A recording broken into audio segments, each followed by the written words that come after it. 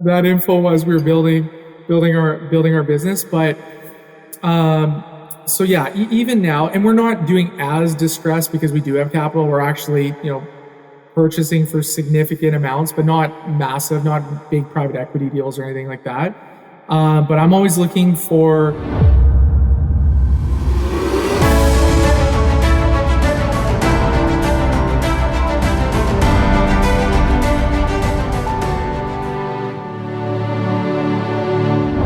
All right, welcome back to another episode of Angels, Exits, and Acquisitions. I'm your host, Jeff Barnes, and today I interviewed Josh Davis. He has his own family office. He's gone through an exit, and Josh has gone out on a sailboat and suffered the toils of sea life and deep sea expeditions, 40, 50-foot waves with his grandfather, which I can only imagine for his grandfather was just like the pinnacle of his sailing career and so much fun.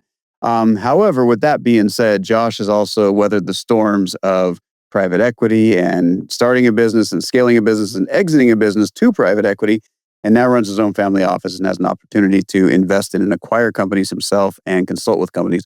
Lots of value bombs. A little bit longer episode today because of that. Like, we just went into a lot of detail on this one. This is going to be a great episode for you.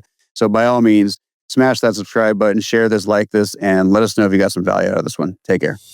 Welcome to Angels, Exits, and Acquisitions, the place to learn how to fund, scale, exit, and massively profit as an angel investor or entrepreneur.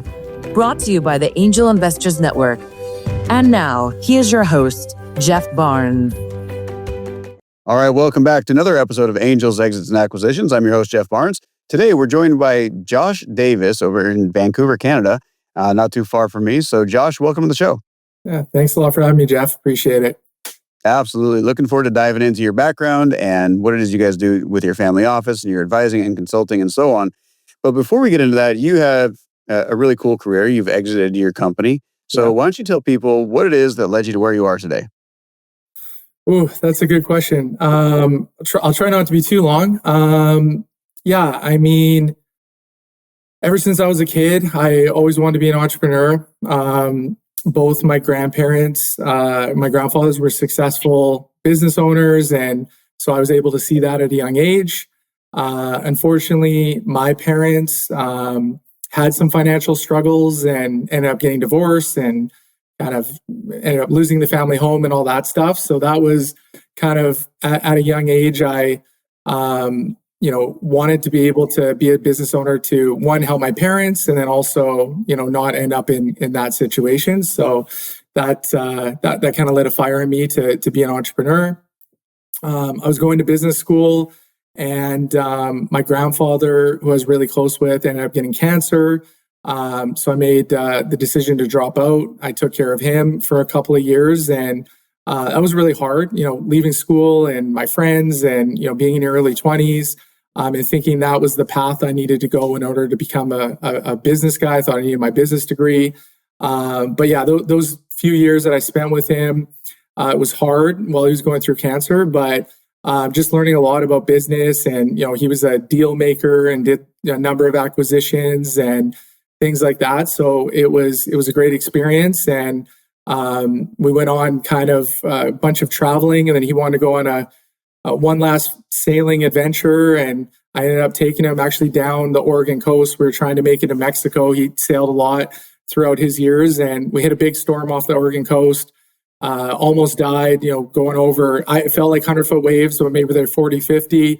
And that was kind of a few things. One, leading into what we do now with putting the right people in the right seats. We definitely weren't prepared for that storm. We didn't have the right crew.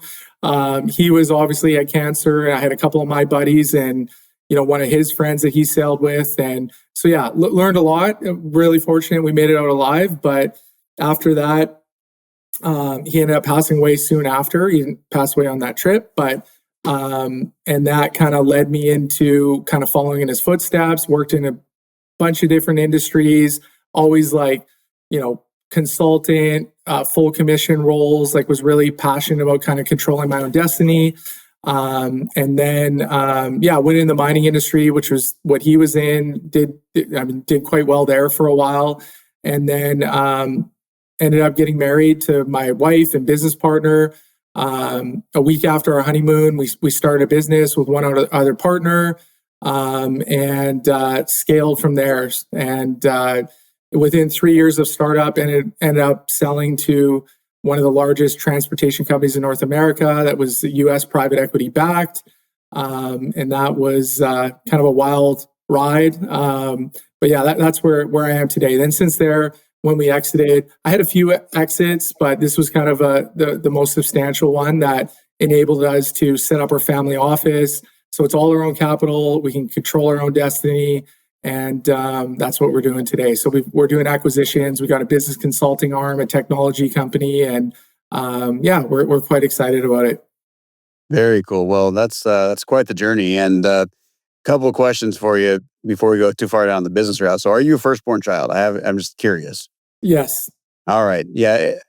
I find that there's a trend here with a lot of the firstborn. I am as well. Yeah. And this whole idea of either following the footsteps or helping out the family, things like that. So, it is interesting to see that. So, Yes. going through that with your grandfather, I can only imagine, the cancer and dealing with that. So, well done on your part to help out with someone like that who's so instrumental in your life. But I don't know, taking a grandfather out on a sailboat in 40, 50-foot waves, that sounds a little treacherous. So I can only imagine looking back on that being like, yeah, maybe it wasn't the best idea, huh? But I'm sure he had a blast. He did. I mean, he's sailed to Hawaii, Cook Islands, but he's done it. That was my first deep sea with him. So Okay. I mean, he would joke when I was a kid, like when it's my time to go, I want to be out to sea, and just push me overboard. And unfortunately, that actually almost happened, but I almost went down with him. But yeah, that's what he wanted to do, and I was glad I was able to do it with him. But I don't know if I'll ever go deep sea again. That's fair. That's fair. Yeah, that's definitely a definition of going out with your boots on for sure.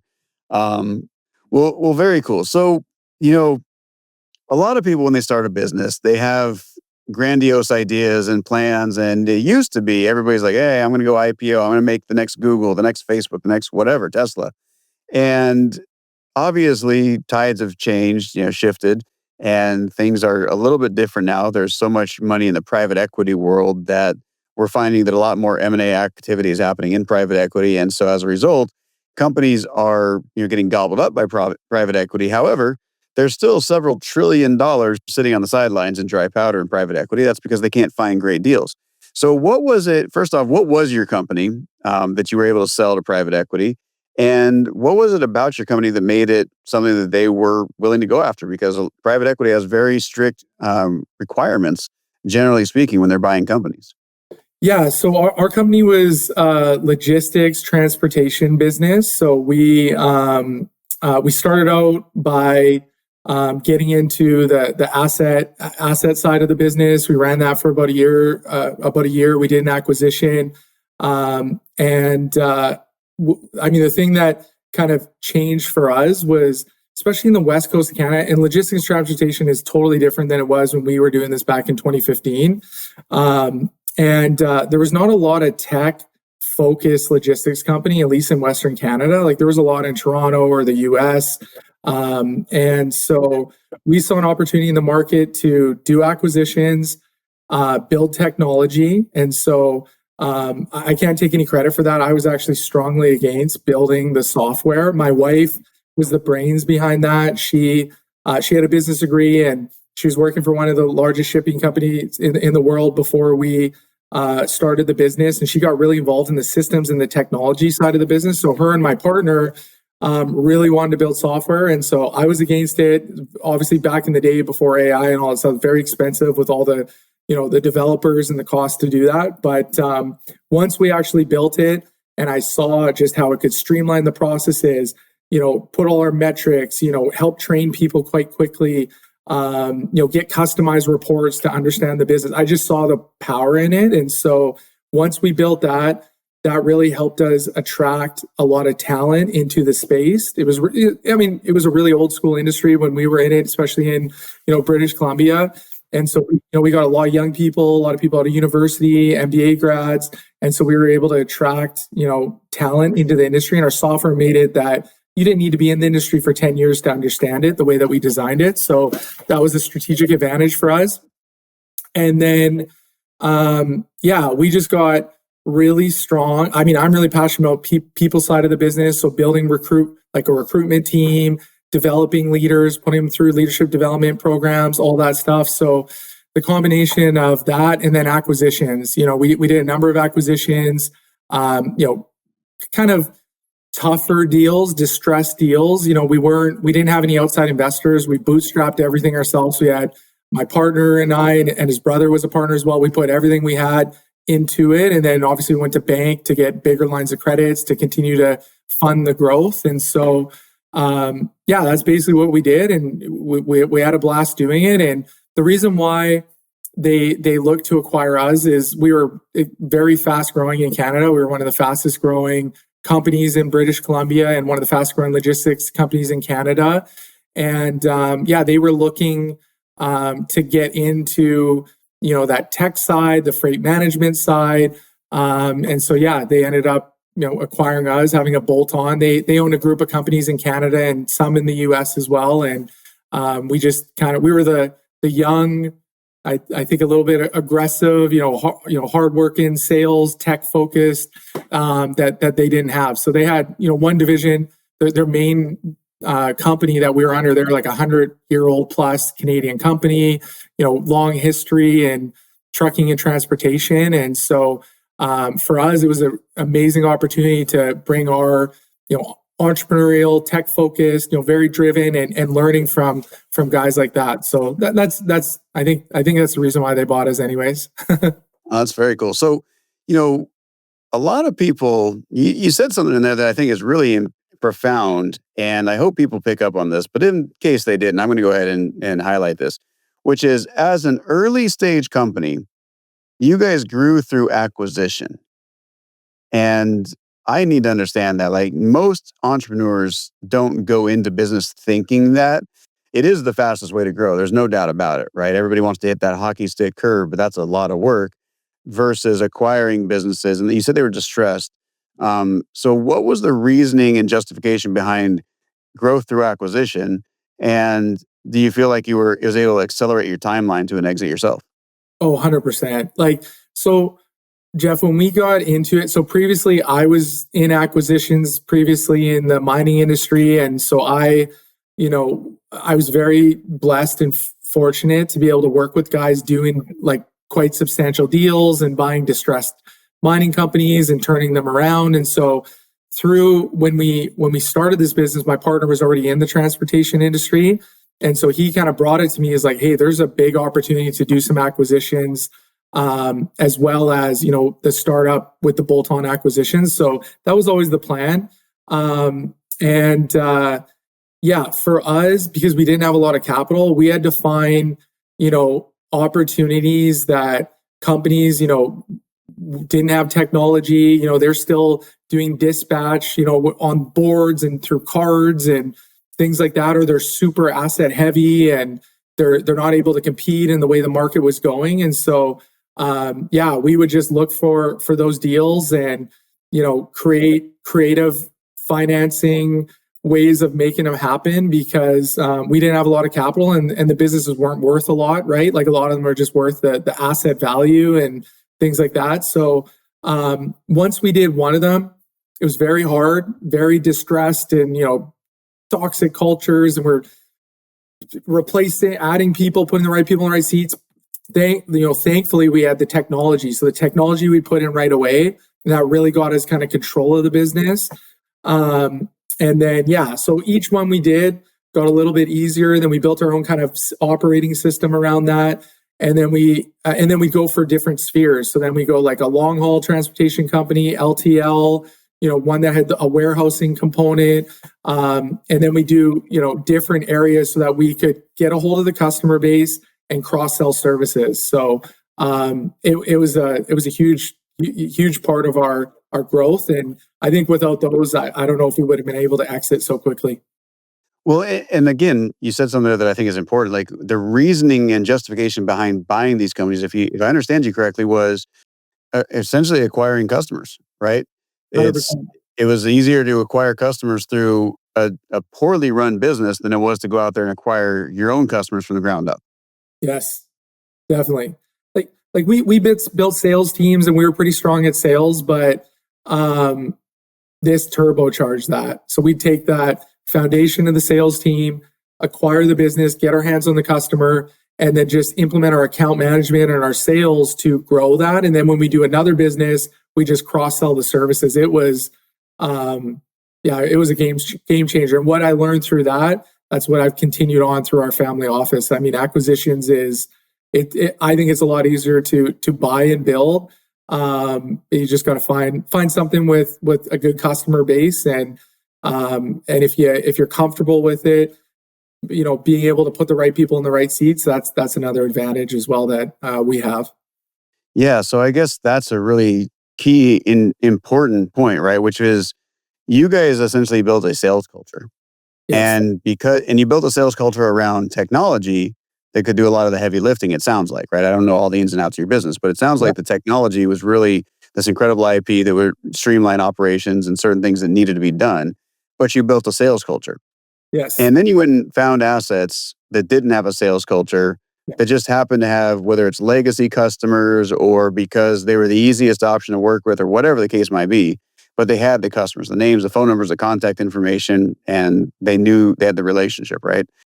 So using that, I think that's a really symbiotic, synergistic relationship, right? We're going to take our ability to sell and we're going to go over here to people that we already know have the problem that we're solving. And how do we know that? Well, because they're already working with another competitor, essentially, or another company that, could solve this problem, but hasn't. And use that as a way to go. So I'm just curious, like, out of all the businesses you acquired, how many customers did you acquire in one fell swoop? What was the largest number you acquired all at once? Like the largest number of customers when we acquired a business? Whether it's an email database or a customer database, something like that. Yeah, with one of your acquisitions. In transportation, because these are asset-based trucking companies, it wasn't a massive list, but I'd say the largest, probably 500. Yeah. So just putting this into context, did you know what your guys' customer acquisition cost was at that point? No. Okay. For a lot of people, and I just want to drop some value here for a few folks that might not understand the value of this. Going out there and finding 500 paying customers, if your customer lifetime value is in the thousands, tens of thousands, hundreds of thousands in some cases, right? Yeah. That's a very, very long sales cycle. Yes. 6 months, 12 months, 24 months, and so on. And it's also very competitive, right? There's a lot of other people out there that can maybe solve this problem, just not the same way. There's all the marketing, the advertising costs, the sales teams costs, all this sort of stuff. For one, I mean, did you ever have any single one salesperson or sales lead that got 500 of their own clients without acquisitions? Yeah, see, that's a really challenging thing to do, right? Like even the best salesperson in the world, I don't care if you're selling cars that are flying, like the Teslas that are flying off the rack. I don't know that there's too many car salesmen that could sell 500 cars, even if they're a hot commodity, right? Especially in a single year, let alone in one transaction, right? And I think that's such a huge win. And it's something that a lot of people don't even think about when it comes to growing their business. So, like you said, that accelerated your growth. It made it so it was even possible to exit to private equity. Yeah. And you also found a way to do it. I'm not going to say at scale necessarily, but on repeat, right? Totally. And the thing that, and I got close with the CEO who oversaw our division. They really liked what we did, like, going over after some of those smaller distressed deals, and like they kind of blew them away because obviously they're back private equity, multi-billion-dollar private equity firm. They're looking for larger deals with management teams and systems and everything that can fold in, and they really like the fact that we could take over these distressed businesses. And obviously it's not a lot of capital to acquire them. There's definitely some risk in it, but once we got a hold of those customers, we had a system to really quickly start cross-selling services and scaling. So they really like that. I mean, that's how we did it. Yeah, and it's so smart too, right? It's like, one, you're acquiring the customers. Two, the second piece you said right there is cross-selling services, right? So it's not like you're a one-trick pony and hopefully they want this service that we're offering, but let's increase the customer lifetime value by adding more things in there that they want to buy, and so on, increase the value of your customers. Overall increases the profitability of your business. And like you said, you're buying something that's already distressed, so you're buying it undervalued, most likely, right? Like you're probably not paying premiums for these businesses. No. And you're also doing it in a creative financing way, right? So people hear about this in the real estate world, creative financing, whatever it might be. But there's so many ways to be creative about buying businesses too. What was your favorite one as far as a creative structure that you guys put together? Each one had unique situations.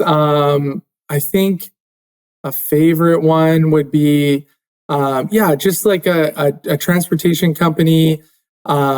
They been in business for a number of years and just had a lot of challenges, like maintaining equipment and keeping up with the technology. And so, fortunately for them, especially like the thing about we're smaller deals as well, is like, if they go to market, they can't get a multiple of EBITDA because everything is tied up in either their land or their building. Like if they're really smart, especially in Vancouver, they buy land and buildings, and a lot of them, asset-based trucking companies love assets. So they buy trucks. So hopefully they don't have big, payments on their trucks, but they have so much money tied up in these assets or the land or the real estate that they just need anything that they can kind of get to not have to shut down a business and, liquidate. They're open to opportunities. So we did different, profit share structures to take over the customer base and then allow them to do what they needed to do with their, assets that, really we didn't really want. We were asset light, technology focused, and we ended up getting, we were kind of like a hybrid. So we'd take on trailers as long as they were full wet lease programs.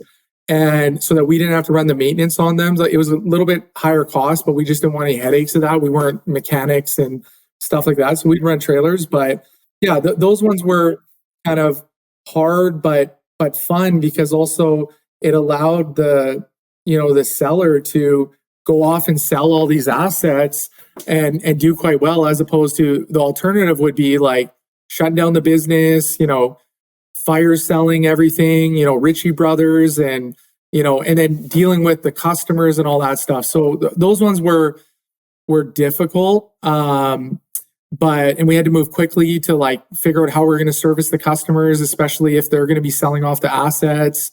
But yeah, the one or two of those was my favorite.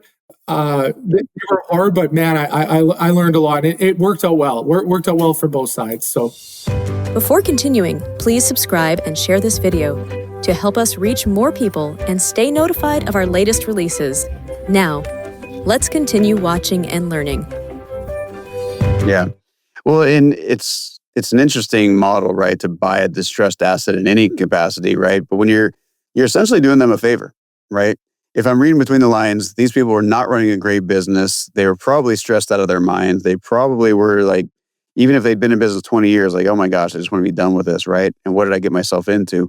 And you guys come along like the knight in shining armor, say, hey, we have a solution for you, and we're also going to keep your customers happy and kind of keep your business going. It's just not going to be your business anymore, right?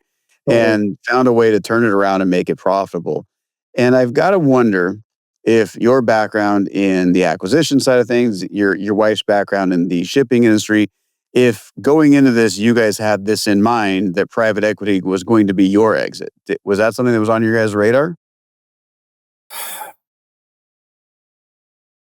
We talked about it with our other partner. Like we talked about like what's going to happen one day, like how we going to exit. And so at the beginning we thought we'd build this up and we sell it.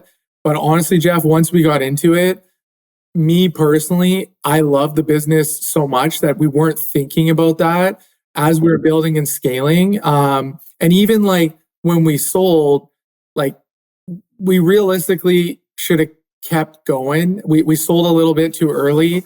But the reason why we sold, funny enough, was my wife was pregnant. We've got 2 kids now, but with our first kid, and we were driving to work.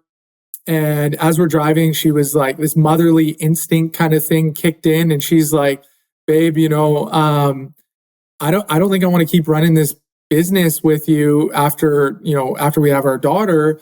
I think I want to like have flexibility and stay home with our child. And I was like, grip on the steering wheel, like thinking like, and this is the funny thing, Jeff. And I mean, you understand this. It's like when the business is building and scaling, our headcount's growing, like everyone, on paper, it looks like we're making tons of money, but like everything we had was reinvested into the growth. Every time we hit that next 10 million in growth, you got to reinvest in that to keep it growing. And it is a lower margin business. It's a competitive business. It's not like it's reoccurring long contracts. Like we had to fight for every bit of business. So, and it's 24/7, 365, getting calls on Christmas and all that stuff. And so I personally really loved it. I love the adrenaline rush of it and the scaling and the sales culture and the team. And so I was kind of rattled and thinking like, how are we going to do this? We're barely paying ourselves anything.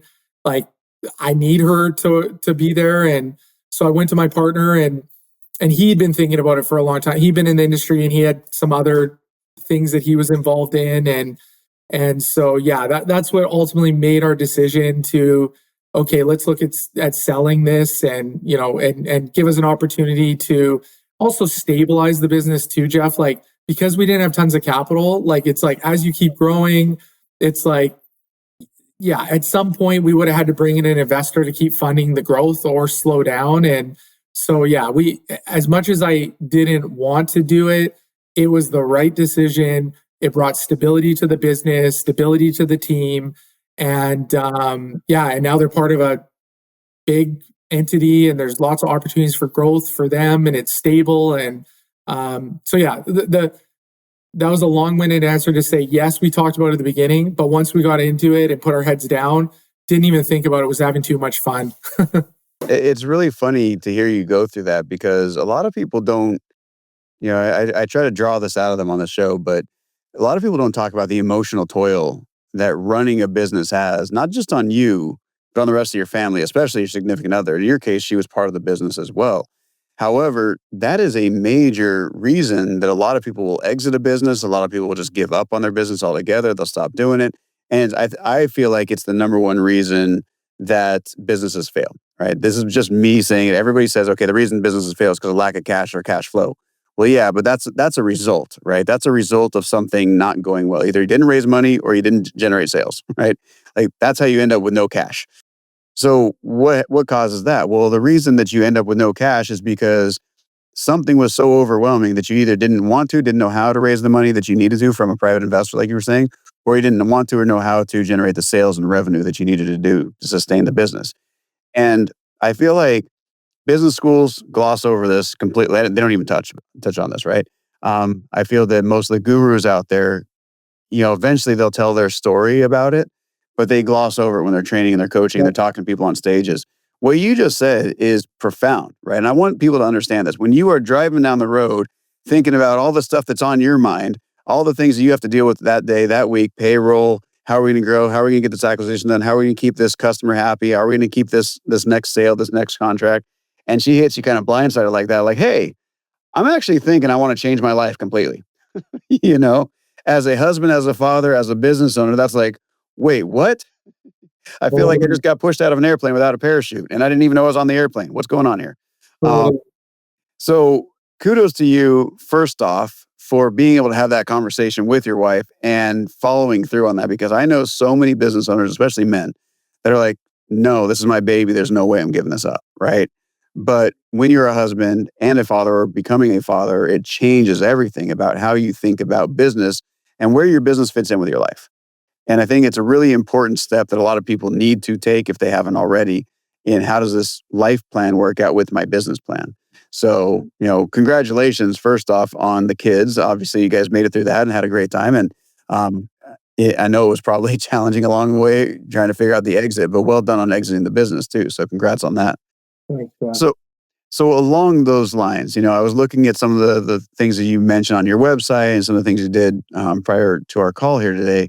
Yeah. And it sounds like you've kind of had a different focus, if you will, when it comes to the acquisition side of a business and what you coach and consult business owners on when it comes to what they should be thinking about when it comes to what's the end, right? Start with the end in mind. So dive into that a little bit for us. What do you feel like every business owner or entrepreneur should be thinking about when they're starting or growing their business?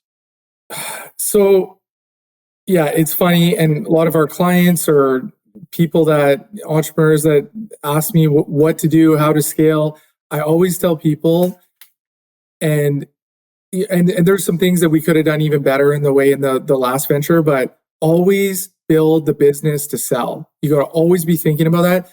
Even if you think you're going to hold on this forever and pass on to your kids, the biggest thing I always say is think about the end in mind, put the right people in the right seats, the right systems, the right technology, the right growth plan, so that, and if you do it, you don't want to get caught in a case where, like me, like my wife wanted to be a stay-at-home mom, or, like my grandfather got cancer, you end up getting sick with cancer. If you're running a business, you want to always build it to sell, even if you're planning to hold on to it. And if you do it the right way, you may never want to sell anyways, but you don't want to get caught in the situation where you need to sell and your business isn't ready.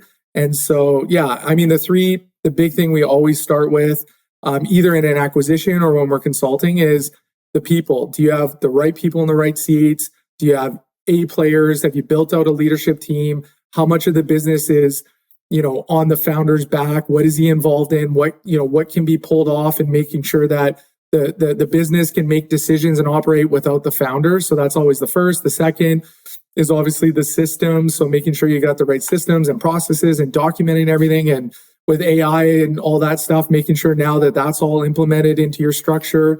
And then the third is just like the growth plan. What are you doing to grow? And for me, and like we've been talking about, that I think is an important part to growth, is do bolt-on acquisitions. And they don't have to be super expensive deals like I've done multiple times. You can do creative ones to get a hold of customers, think strategically about how to do it. But if you're going to grow and scale your business, and if you want to sell one day, you want the business to be operatable and grow without the founder, and you want to see some growth. If you want to get a decent multiple, you got to have some growth. So those are a bit of a long-winded answer, but that's kind of that's great, actually, because those things, I create this little Venn diagram when I'm trying to explain it to people. It's like there's 4 real major components to every single business. There's marketing to generate leads, there's sales to convert leads to customers, there's operations to make sure the customers are serviced and taken care of, and there's finances to make sure everybody gets paid, right?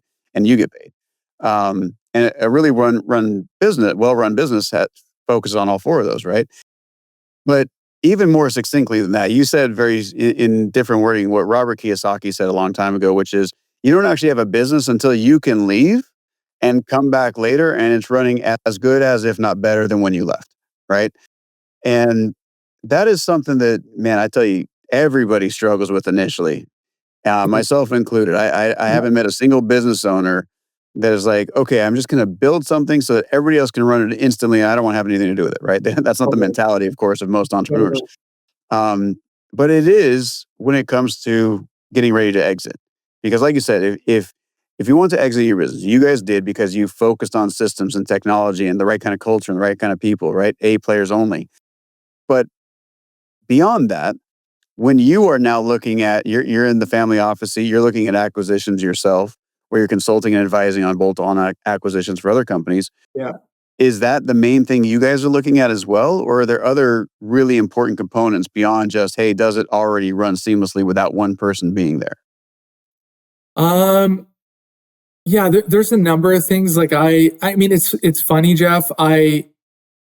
Because we've had a few exits and one pretty decent one. I have the ability to do larger deals, but there's just something about that smaller deal and having a little bit of chaos through that, and through the way that we built our operating system. It's funny, we built our own operating system, and as we were building scaling, I never read Traction, Gino Wickman, or Scaling Up until after. So I was kind of creating my own system. Like, oh yeah, that would have been good to know. That would have been nice to have some of that info as we were building our business. But so yeah, even now, and we're not doing as distressed because we do have capital. We're actually purchasing for significant amounts, but not massive, not big private equity deals or anything like that. But I'm always looking for, when we're looking at the owner dependence. So trying to figure out how much does the business depend on the owner.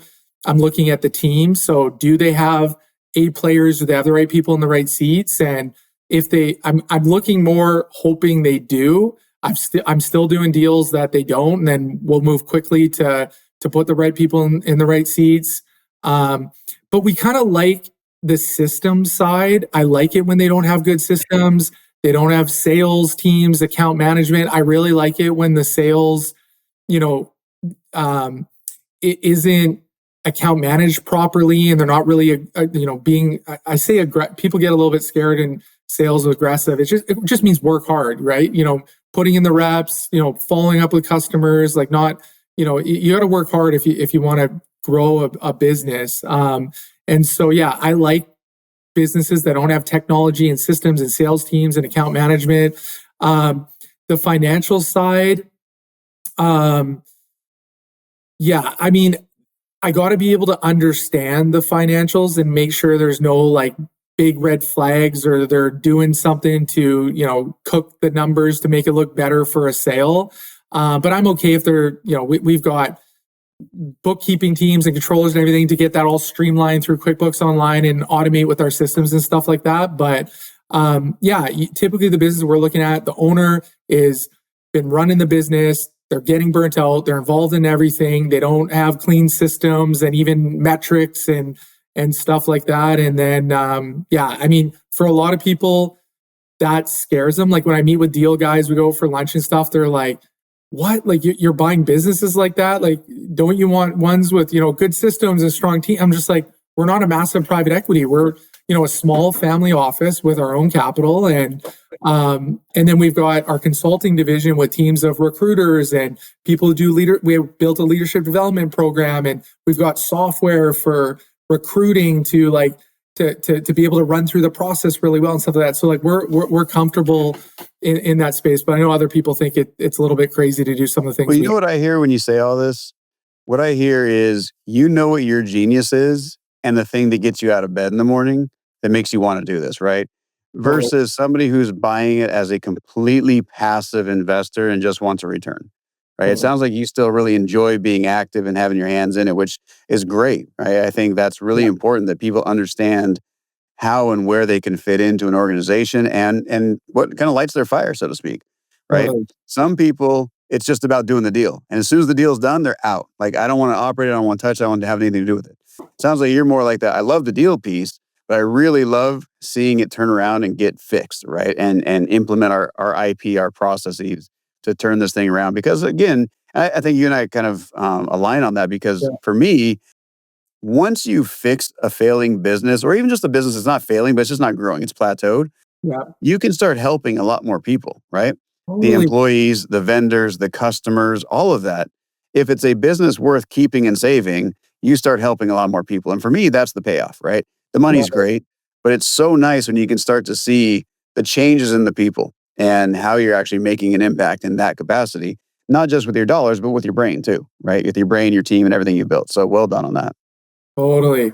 And I mean, you kind of hit it on the head. Like even like when we first had the exit and I stepped down as CEO, it was very hard for me. Like my emails, shut down. I don't have all these people reporting to me. Like, I thought, did some traveling. I was there. I had 2 kids at that time. By that time, once I worked with the company for 2 years and then exited. And I went through this thing, I just missed the chaos and I missed building. So yeah, I went through a bit of a process once we got back into acquisitions and helping businesses scale. And I'm like, I really enjoy this. I like, we don't have to do this. That's the thing. Like we could sell everything. I joked about, let's sell everything. Let's move out to her family's a ranching. Let's buy a ranch and move out there. And she's like, you're not super handy. I don't think you could deal with the animals and things like that. So maybe you should get back in and leading people. But that's the thing that I really feel a sense of calling and purpose in is like buying a company, helping more people, creating more jobs. And we're really good in that first like year to 2 years of really ramping up, turnaround, 3xing the business and getting it growing, where you can like, the people that are on the bus, they see lots of growth and opportunities, then we create more jobs. And I personally, I love to do that. And I love to give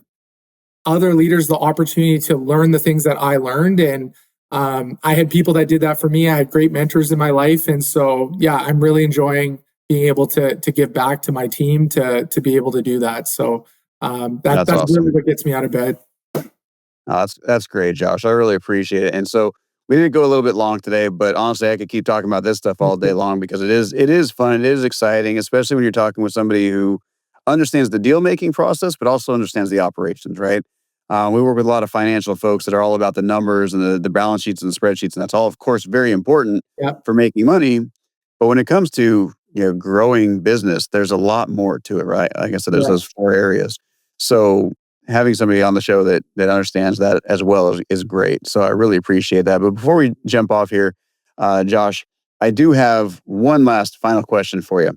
Okay. And that is, knowing everything that you know today, if you can go back to the very beginning of your career and you had enough time to give yourself one piece of advice, just one, what would be that piece of advice you wish you could give yourself, your younger self?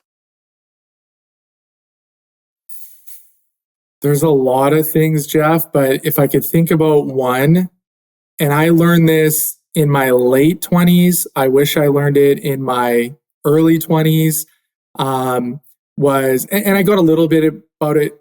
I mean, a little bit of this with my grandfather, but I would get around a leader that's way further along than you. I would go work with that leader, work under him, even if the compensation is not what you want or what you think you should be, because the value you can get working with a top leader, a business entrepreneur, the stuff you'll get just being in the rooms. And I was fortunate enough to be able to do that in my late 20s.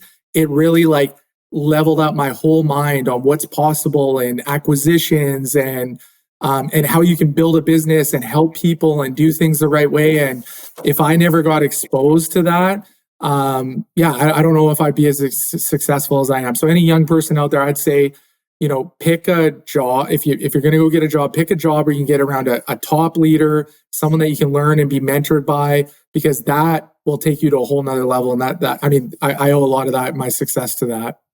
That's awesome. And that is brilliant advice. In fact, one of my friends runs the podcast called The Law of Exposure. And it's just about that, like getting exposed to new ideas, different people, different cultures, bigger thinking, and so on. So I'm going to make an introduction because I think that'd be really important for you to be on his show too.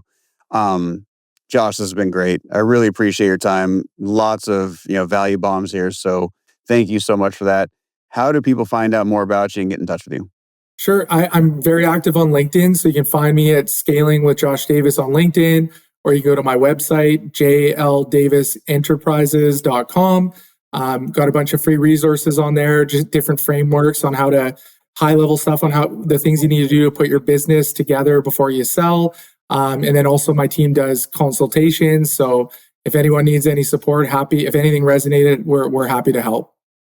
Beautiful. Awesome. We'll make sure we get all of that information inside the show notes. So Josh, thanks so much for being here today. This has been the Angels, Exits, and Acquisitions podcast. Make sure you like, subscribe, and share if you got any value out of this at all. And make sure you connect with Josh on LinkedIn and everywhere else. So Josh, thanks so much for being here today. Thanks, Jeff. Appreciate it. Take care.